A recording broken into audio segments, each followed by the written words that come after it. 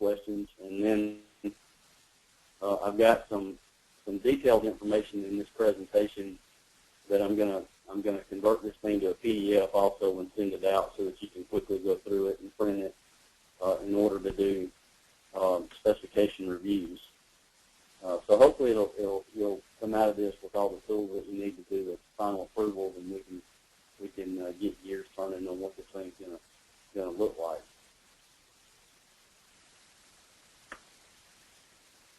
Can everybody hear me okay?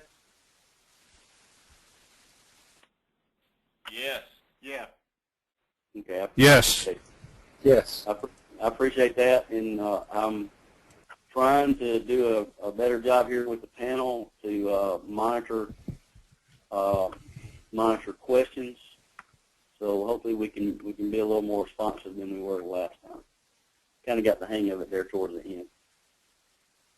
One of the states that I was trying to round up, I see now is online. We appreciate them being here, and that leaves me short one, and I feel a lot better about that.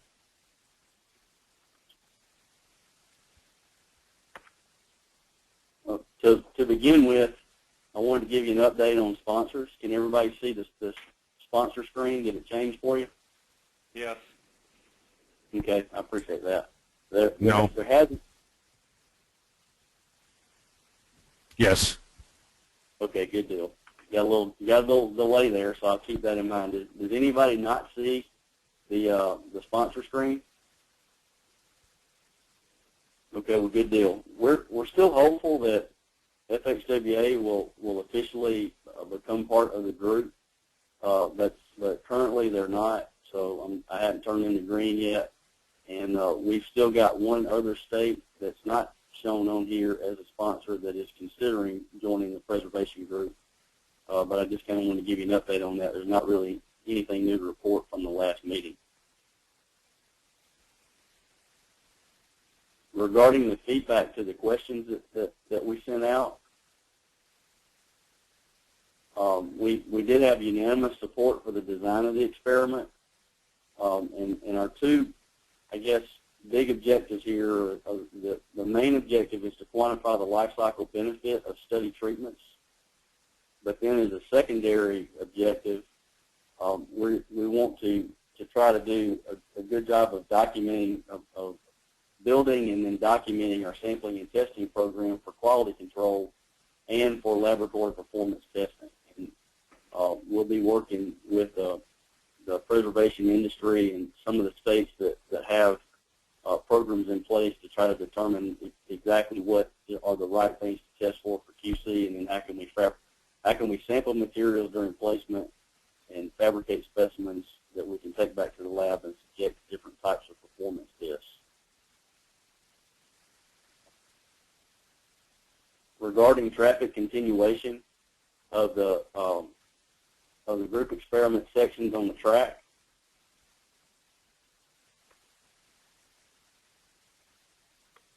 I'm just checking the attendees list here one more time.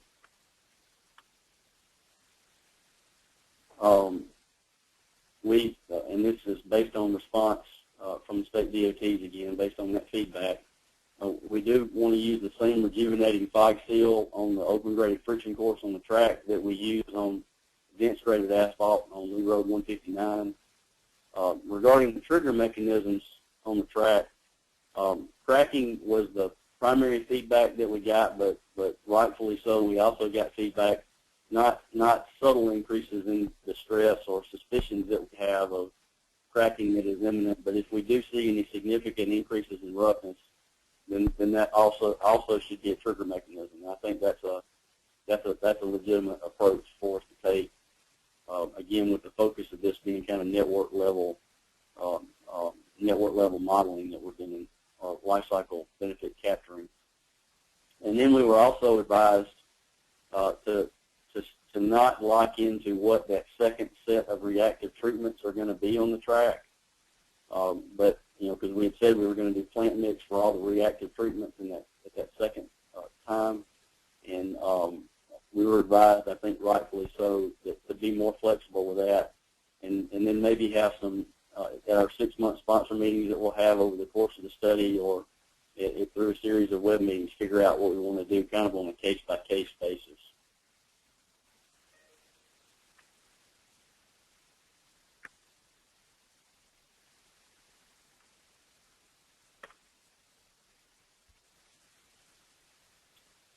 And then finally, the feedback we got to Lee Road 159 is more complicated, so I got a series of slides on 159.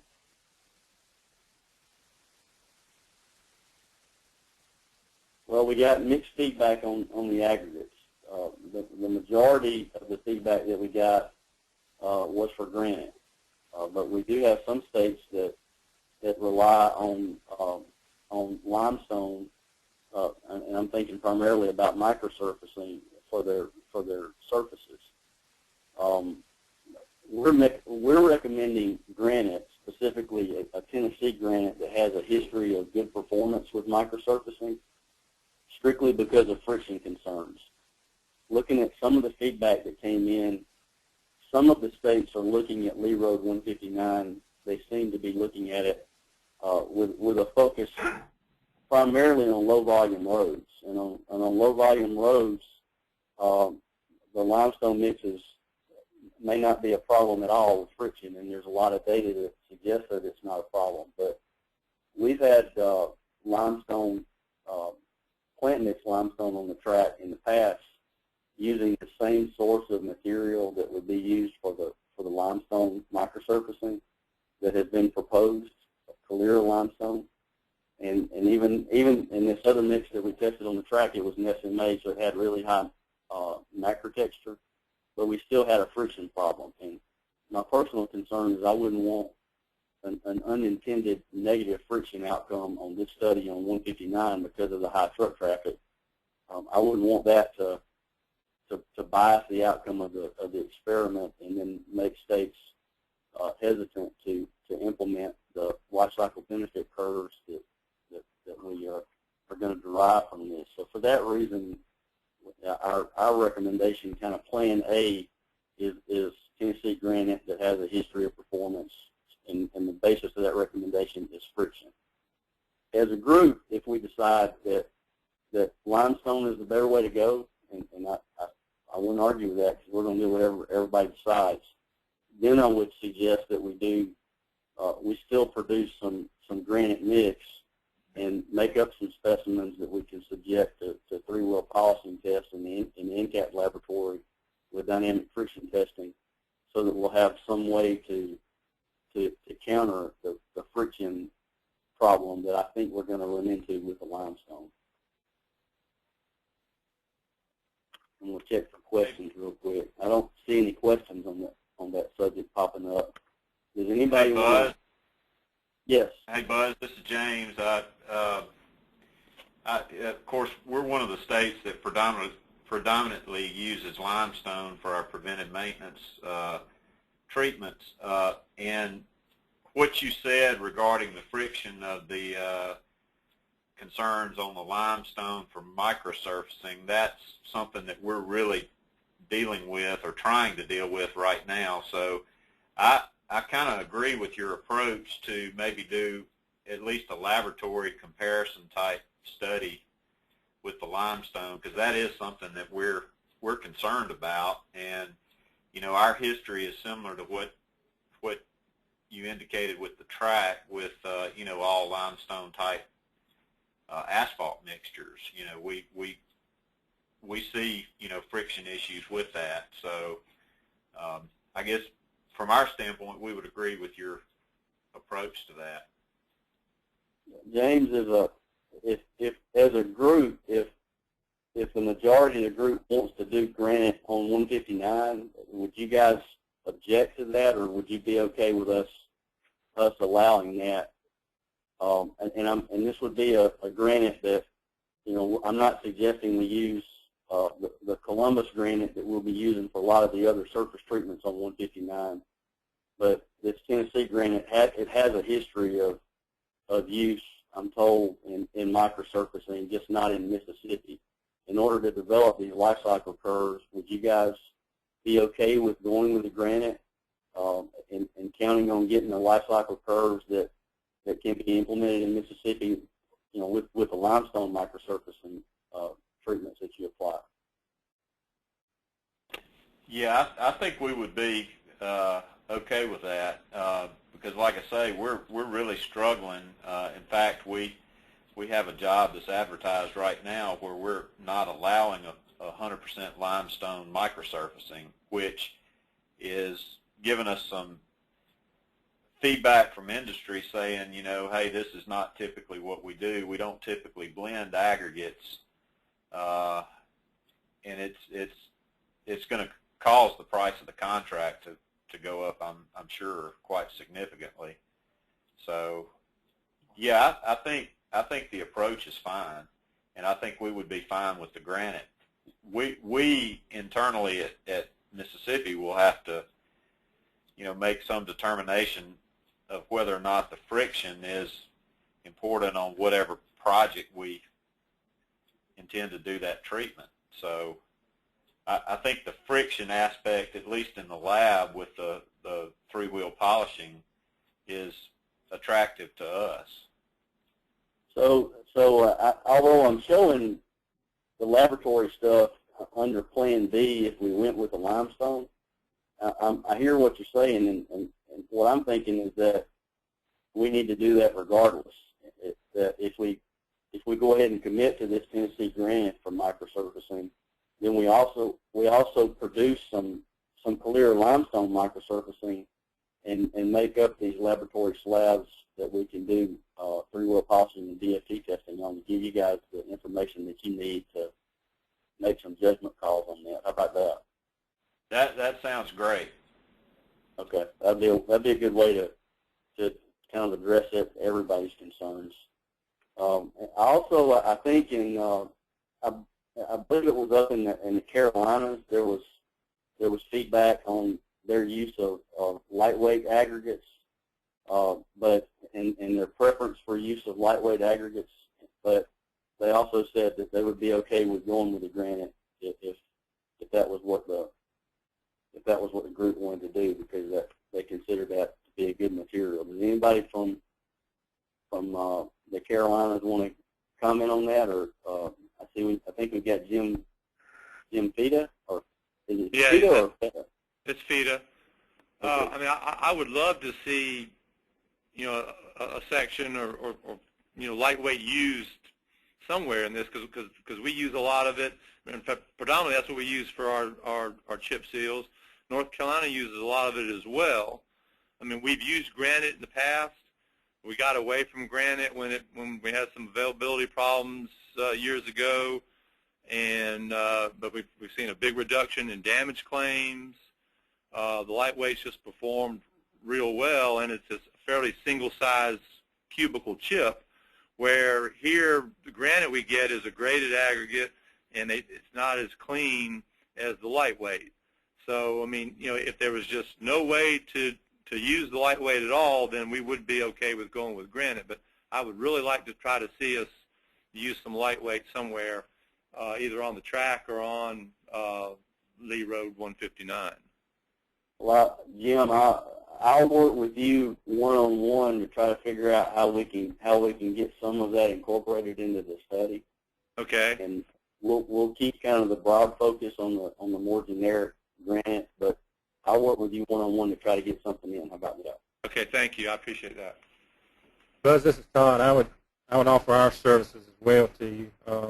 We've done a lot of work with NC State and Mr. Kim looking at the use of lightweight, and we do, like Jim says, use a lot of it.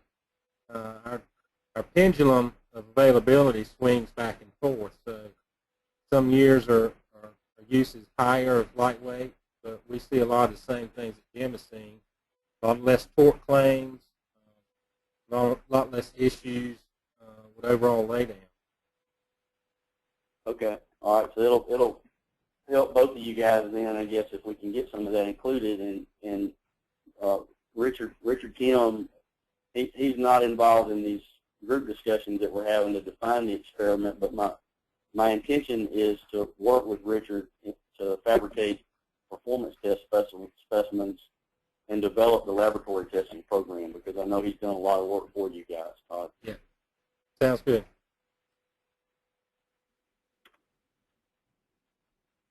We did get a request to add a test cell for an ultra-thin bonded wearing course, otherwise known as NovaChip.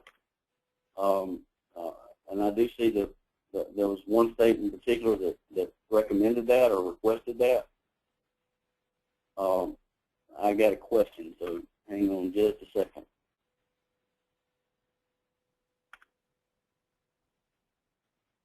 I can figure out how to get to it.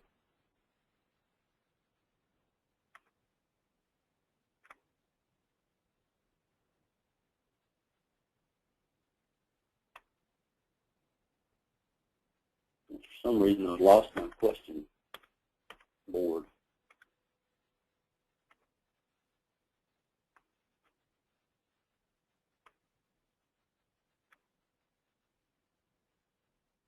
Okay, I can't quite figure out what happened with that, but if you've got a question, can you resubmit it to me? Buzz, that may have been mine. I was just pointing out that, like all aggregates, there's good lightweights and there's not so good lightweights. So to make sure that those properties are identified that are, that make what we all say is a good one. I understand. I appreciate that feedback, Mark. And I know that from working with you guys that verifying chemistry and compatibility and design is really important. And we'll work with Jim and Todd to identify some good representative lightweight material, and then we'll work with you guys to make sure we got the design set up in an ideal way. I'm gonna, regarding the request for the ultra thin or for the NovaChip, if no one objects, I am going to try to get a cell in with NovaChip material, and I can't promise that I can do that at this point in time. But my goal is going to be to get a test cell in with that material. Does anyone object to that, or are there any other states that would like to see NovaChip included in the experiment, either on the track or on 159?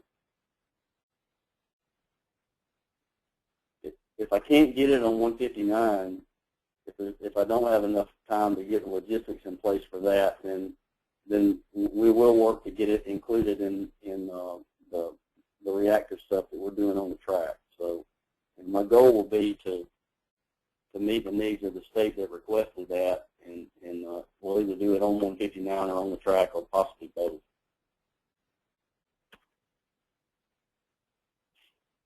And a big item is to review the emulsion specifications. I'm not a binder guy or an emulsion guy, and I think we've got some minor communication issues between states, and maybe we're calling things slightly different, using slightly different terminology. But overall, we got really positive feedback on the grades of emulsion that we had proposed in the last meeting. So regarding the fog seal and the microsurfacing and the chip seal emulsions, these are the specifications that have been provided. I did get a lot of feedback from the majority of the states. Probably the biggest, most common feedback was, in general, we approve of what you're proposing, but we'd like to see the specification requirements for what you're proposing to make sure that we're doing kind of an apples-to-apples assessment, and we can compare it to our standards of practice. So these are the proposed specifications for the emulsions for the fog seal, the microsurfacing, and for the chip seals. And as I said, if you see anything on this that jumps out at you, you're welcome to mention it now. But I will send this out as a PDF after this meeting, so you'll have an opportunity to print it and maybe get with your liquid people in your organization and make sure that this is exactly what you want, or that if it's not exactly what you want, that you're okay, it's close enough that you'd be okay with it, so we can reach a consensus. I really would like to. I feel like we've got the consensus that we need on the aggregate, and in order to, so that means I can pull samples, and we can begin working on compatibility testing and doing some design work. And while we're rounding those samples up, over the next couple of days, I'd like to try to work to get a consensus on all the emulsion specifications so that we can get the ground running with getting all the pieces of the puzzle in place to make this thing happen.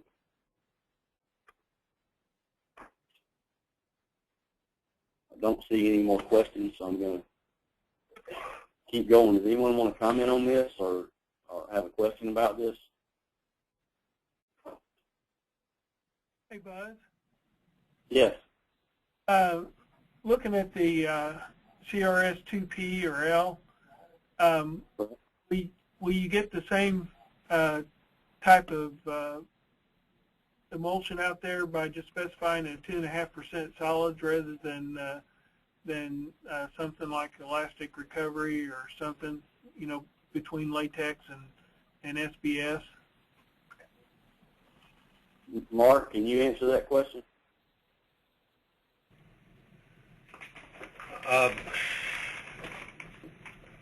If you can ask me the question again, let me see if I can focus in on it a little bit better. You're asking if you just require 2.5% polymer solids, would that be the same emulsion as requiring an elastic recovery? Yeah. Well, you know, whether it's latex or SBS, will you get the same type performance? I'll leave that to the polymer guys to fight out whether SBS is going to perform better than an SB or an SBR. With the one caveat I would add that it's entirely dependent on everything else that goes on, including climate, site selection, and other materials, contractor input, all that good stuff. So not to say anything more than it depends, but in this instance, it would be the same emulsion. I don't know if that anywhere near answers your question.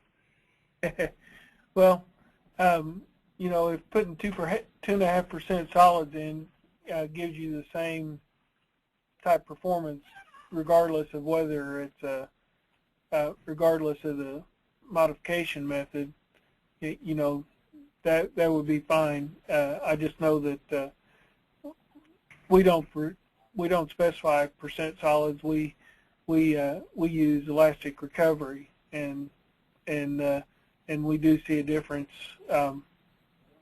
in how it behaves on the roadway, whether it's latex or SBS.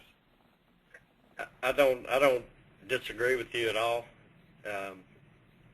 That specification is an AASHTO spec, I think.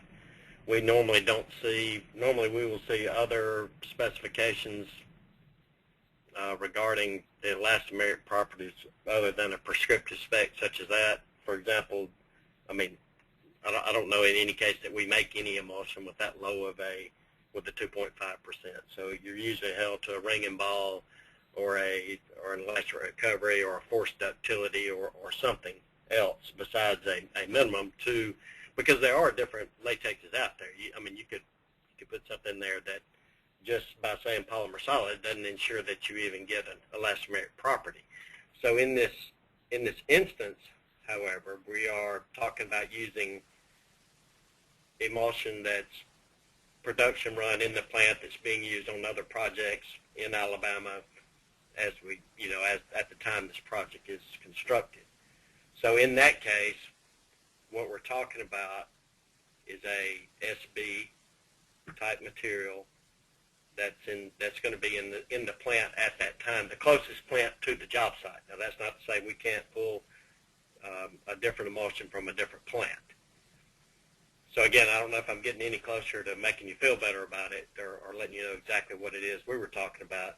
So this specification is also trying to, with the general understanding that we've got a lot of different states, a lot of different specifications, a lot of different terminology, so just trying to find some common ground that everybody's okay with. If you guys want to put an ER spec in there, I don't necessarily have a problem with that. Okay. Yeah, it wasn't necessarily that maybe wanted an ER spec, but that might be part of the test protocol we put in. Yeah, and I agree with that 100%. I think any test data that anybody wants to get, I think we should provide. This is not to say that this is the only thing that can be tested. Right. So if we want ERs, if we want forced ducts, if you want kinematic vests on recoveries from 6 different methods, I mean, whatever it is that is decided, information-wise, that once that emulsion gets out of our plant or before, I mean, we'll submit samples, whatever. It's not that important when and where they are, but it is important to associate them somewhat with the track, and it's just understanding that different asphalts and different chemistries they're different in different plants for different reasons. It's not necessarily economic. Sometimes it's specification driven. Sometimes it is availability of materials. So in other words, what I'm trying to get around to saying is if you might see an ER that you don't like, or you wouldn't normally see if this material was produced in your local market. Right. Okay. Well, I think as long as we know what it is on the track, then we can make comparisons to our spec based on that. Yeah, I think it all has to be kind of taken with a grain of salt, and part of this is just an effort to say this is what the attempt is. I mean, when you get down to the realities of the situation where you've got 11 gallons of emulsion going to the fog seal section, it's a little bit, you'll almost use more to test it than you used on the project. So right. To get that representative sample, I mean, some of those things are just due to the economies of scale of what we're trying to do here are a little bit more difficult. So I don't want to put so much weight on it that we look at it and say, well, this, I want to try and stay away from associating exactly a certain emulsion property with the result that's on the test. I mean, understanding we're in South Alabama in July. Right. So, what you might see as a number, a guy in New York may not. Okay. That satisfies me. I'm going back on mute. Sorry, Buzz. Hey, this is James. Mark made a couple of really good points. But one thing I want to point out, we're a 2P state. I don't know that we have any, performance experience with a 2L. But the ASTO specs are different for those two materials. Just what's shown in this table, there is a warm ductility requirement for a 2P where a 2L doesn't have a warm ductility requirement. And I'm not sure, I don't know those specs by heart to go through all of that, but there are some minor differences in the testing regime and the spec requirements for the two different materials. Now, how that applies to performance, I have no idea. That may be the bigger kind of overarching question. Yeah, let me just hit this quick, James. I appreciate that because you bring up a good point. ASTO, unlike the individual states in most cases, some cases not, some cases they are very specific, but ASTO differentiates between the type of polymer in a 2P and a 2L. Most states do not. The CRS2L, if we're calling it that, is called CRS2P in Alabama. It's called CRS2P in Mississippi. Arkansas has a 2P and a 2L that are very specific. So what will be produced, again, not saying what can't be done, but saying what the plan is, kind of tentatively, to pull that plant run material that's being used on jobs in Alabama the day of, is a material that meets Mississippi CRS2P, Alabama CRS2P, and may or may not meet some of the other states. I'm not that familiar with their deal. But again, the distillation procedure is different for the P and the L. So we just, again, we can do the distillation, or anybody that does the testing can do the distillation in any of the various methods that are available. And I think that may be of interest to a lot of people. I don't know, but you certainly would be able to see some differences in how the actual test that's run, how it affects these properties, which may or may not change your mindset when you try and relate those properties to performance. If you run an oven evaporation versus distillation and you get 40 points different on the pin, that may affect the way you think about your pin spec for your chip seal emulsions, for example. So there's it's it's difficult, to say the least, to connect these empirical properties to the performance issues. So, but we can do anything and everything anybody wants to do to make that effort in that direction. Hey Buzz, this is Mark Wood. Hey, Mark. Just a thought, would it be worthwhile to get the contributing states to submit their local emulsion specs for these three materials just so we can compile them? You know, if you might find that 9 out of the 10 states do have an ER spec of 50 as recommended in AASHTO, which, you know, I would assume that the majority would rule. We find that the vast majority of states have similar specifications on one test of material. I would think that would justify specifying it here. Maybe not. I agree with that approach. That's my fault. I should have suggested that last time when we talked about this. But I'm going to make that an action item for myself. For these three materials, I will send you what Tennessee specifies and let you guys take it from there.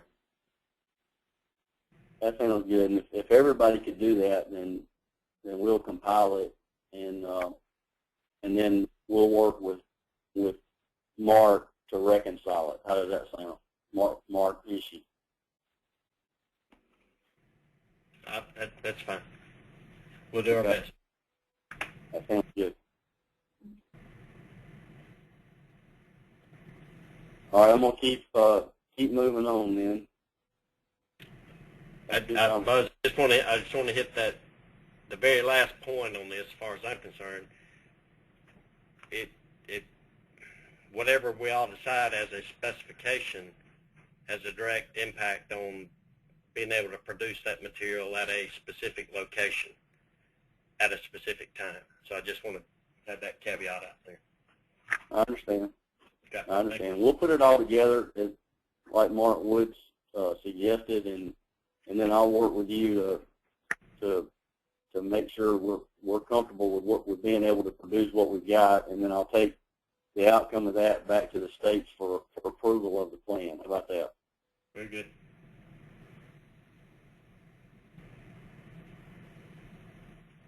This is the proposed specification for CMS 1P QB 5 rejuvenator emulsion.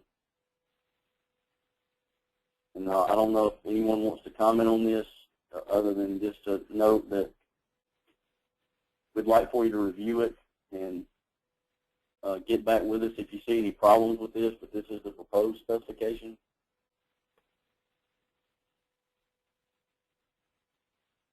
I'll give you just a second to take a look at this.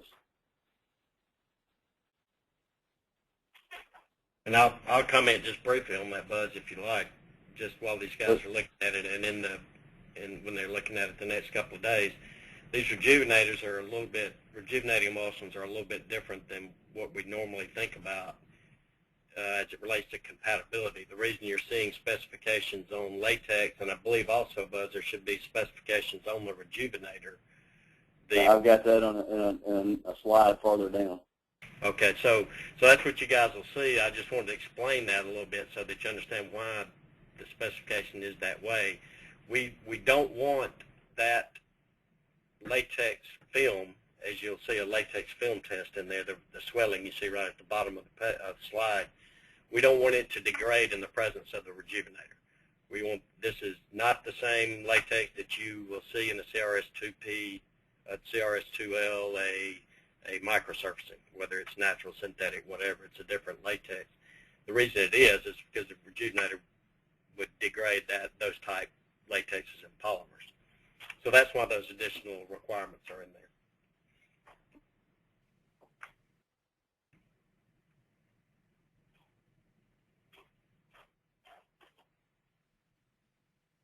Likewise, here are the proposed specifications for the CR scrub rejuvenator, the scrub seal with rejuvenator, the emulsion. And I think, Mark, it's safe to say that the same comments apply to this that apply to the other. Yeah, basically, they're the same materials. they're just put together. It's like Taco Bell almost. It's the same stuff. It's put together differently because we're asking it to do some different things.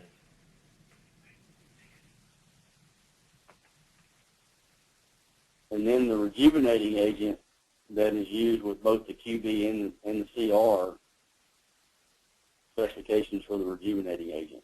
You want to comment on this, Mark? Well, again, it's just to make sure that this is a product that the rejuvenating, it's hard to capture what goes on out there in the field when you're actually asking these materials to separate. You want the rejuvenator to go into the pavement. You want the latex to stay where it can hold the rock and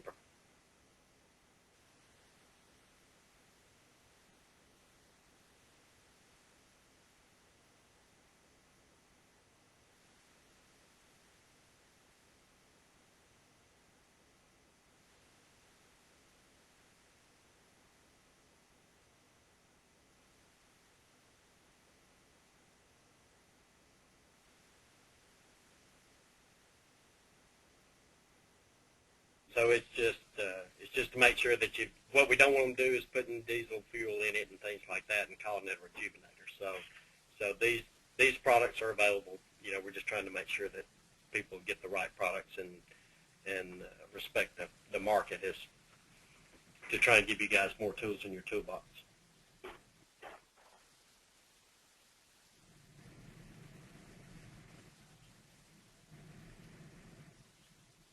Well, I made just a few minor changes to this layout for 159, and it doesn't show NovaChip because I'm trying to get NovaChip incorporated, but I changed the far right hand side. I think everything I changed to this has to do with the plant mix, but just to kind of drive this point home a little bit, and maybe for the benefit of a couple of you who may not have been in the last meeting.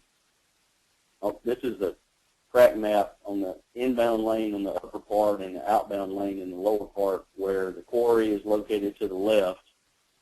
So loaded trucks are driving in the lower part of this plot from left to right. And I wanted to zoom in on the 100-foot cell that is located between the 1,000 and the 1,100-foot mark one more time. And some of you have heard me talk about this several times, but changing the scale on this thing and realizing that we're breaking these 100-foot long pieces of road up into inbound and outbound and left wheel path and right wheel path in both directions. It gives us 40 individual cells.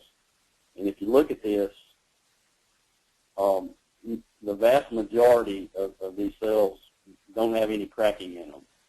And we're differentiating performance like this kind of with a fine-tooth comb so that we can have a lot of data points to build these life benefit curves that are the desired outcome of the study.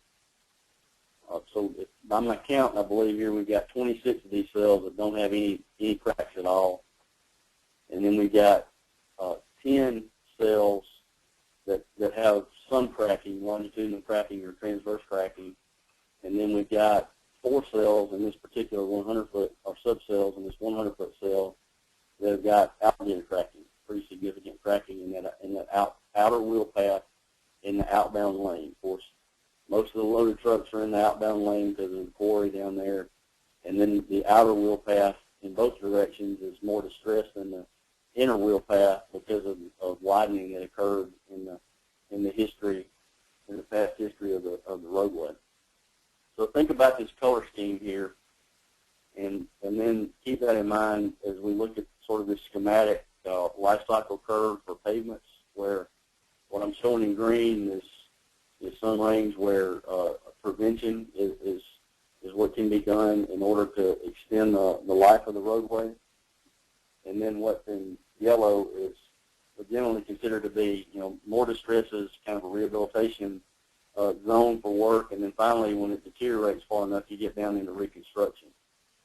So keep in mind the last graphic and this graphic, and I've put data points on this curve that would be extracted from that last graphic to show that most of what we have in these cells is prevention and rehabilitation. Just a few that are down in the zone where it would be something that you would recommend for reconstruction. Focusing on this one data point where treatment A in that one subcell that is that red dot right there would have that type of a life-extending benefit on the life cycle curve compared to another alternative, treatment B, that would have half of the life-extending benefit. The way these data are going to be used is each one of those points where we apply the treatments and then we reset it and we monitor the condition of that roadway over time and traffic is going to be used to generate these types of plots. Now, the product to the states is the individual life cycle curves. For the sake of illustrating the point, I'm plotting from that last graphic treatment A versus treatment B, where you can see that for that one data point again, you got twice the life from treatment A that you got from treatment B as a function of pre-treatment condition in the low 4s on a scale of 0 to 5. So this is the product that will be provided to state DOTs that can be dropped into your decision trees, and you can begin to use that as a method to select preservation alternatives based on pre-treatment conditions on the roadway and based on the cost of the materials for your jurisdiction, and then over time, feedback from your pavement management system will allow you to calibrate these curves for your climate, your contractors, your materials, all of your specific conditions. But it gives you that objective starting point.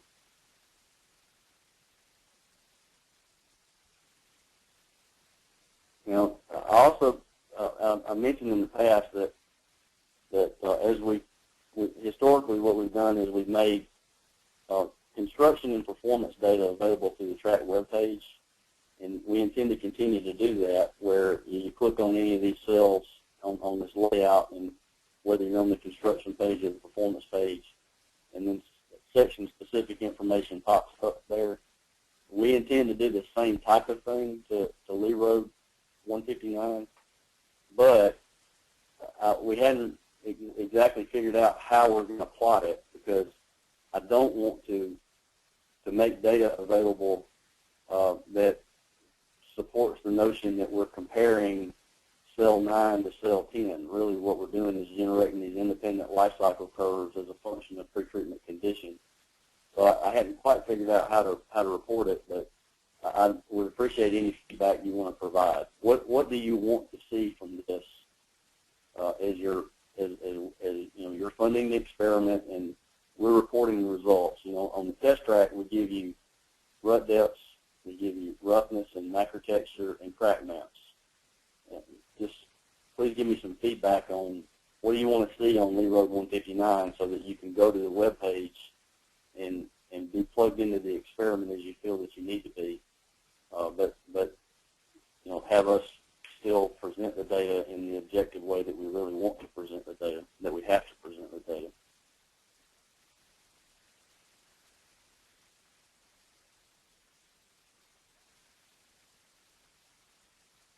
Any comments on that?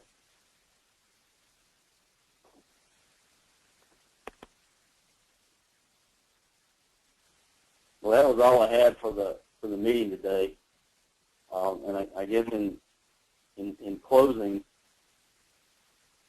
I've got a to-do list. I've been making notes while we've been talking, and what I need from you, your homework is to, if you, as Mark Wood suggested, if you can send me your specifications for the various emulsions, then I'll use the spreadsheet that we have for the proposed specifications as a starting point and kind of build it to reflect everyone's focus.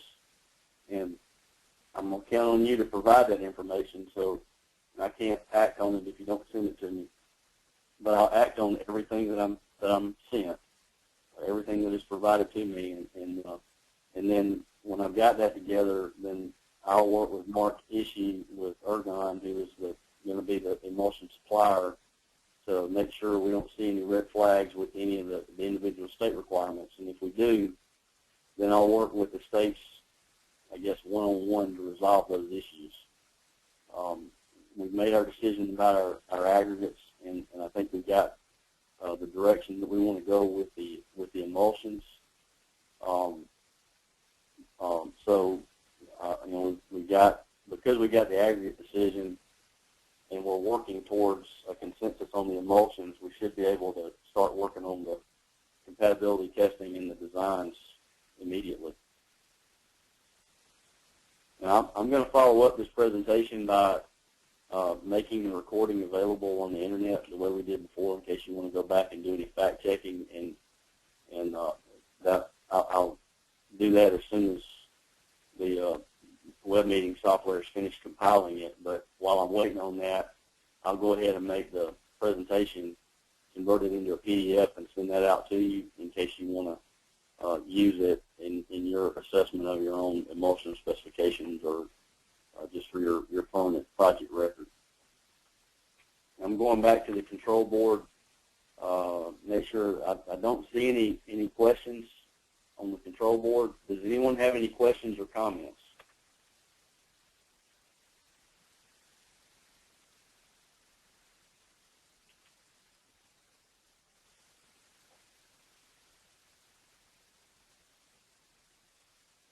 Anyone at all? Can you still hear me? Yeah, we can hear you. Yeah. Okay. Well, then I got a question from somebody here, and I still can't see the question, so I'm going to put you on the spot. Mark Woods has a question. Mark, what's your question? Sorry, Buzz. I was just chiming in. It's not a question. I just said that everything looks good so far. We're gonna talk here internally about how we would prefer.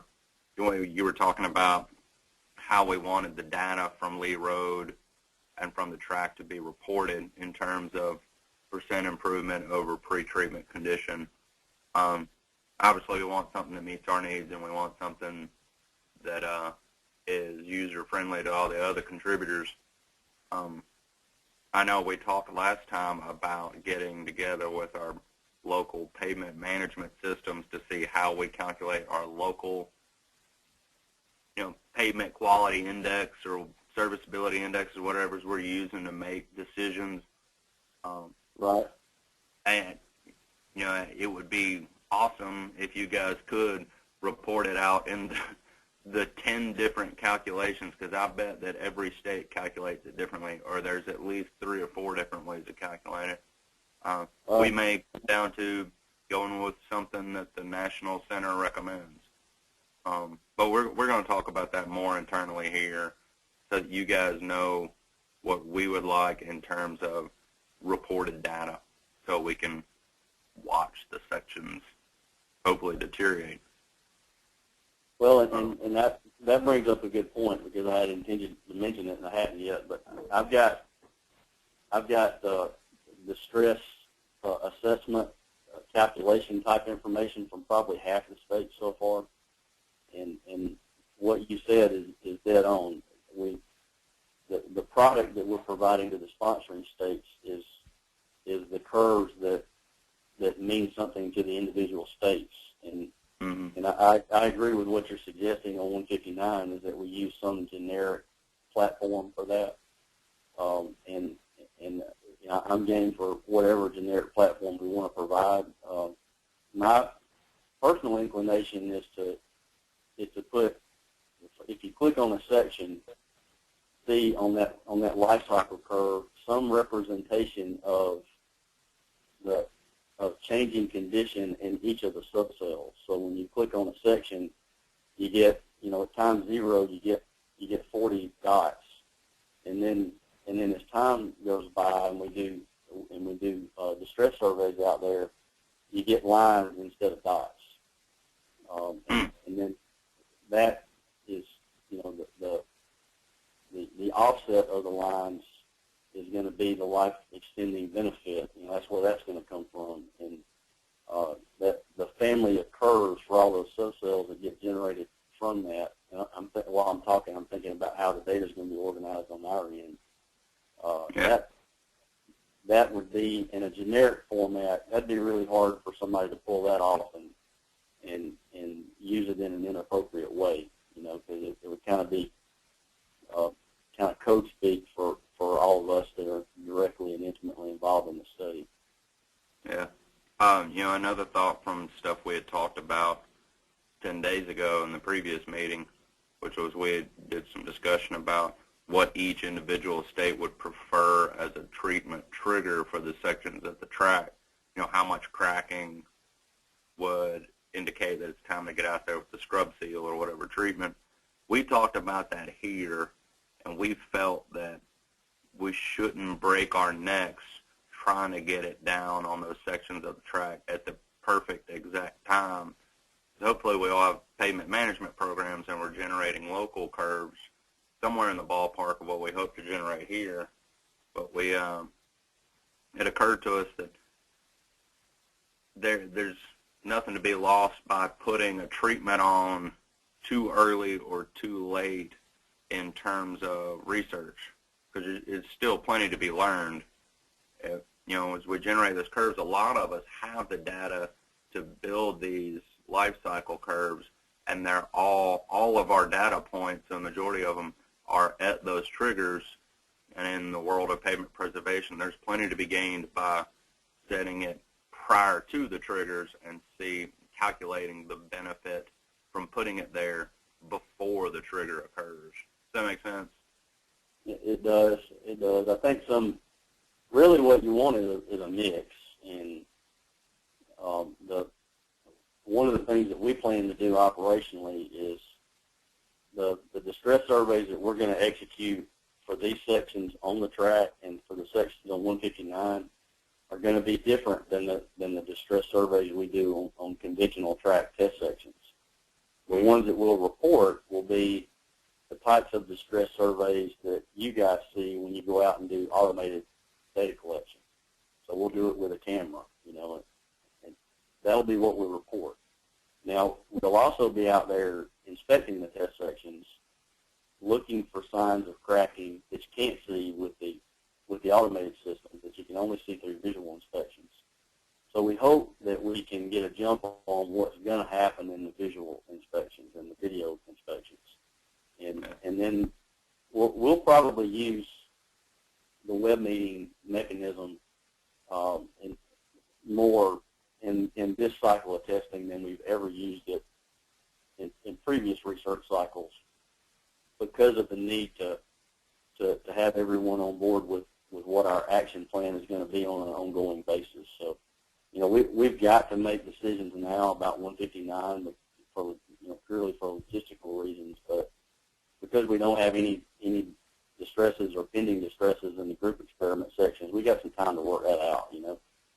Yeah, when we thought about that, it occurred to us that there's nothing wrong with you guys doing the treatments at the old green group or group experiment sections at a time that's logistically convenient, because half of the time that's when we apply our pavement preservation treatments, is when it's logistically convenient for us here at the state.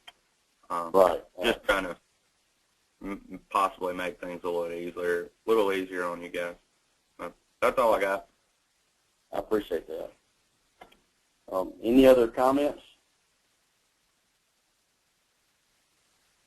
All right. Well, I appreciate everybody's time, and you'll be provided with the PDF here very shortly, and a list of items that we'd like for you to attend to as a follow-up. And then as soon as I've got the video version of this thing posted live, I'll make that link available to you as well. And we appreciate y'all, and we appreciate your time, and shoot me an email if you have any other questions.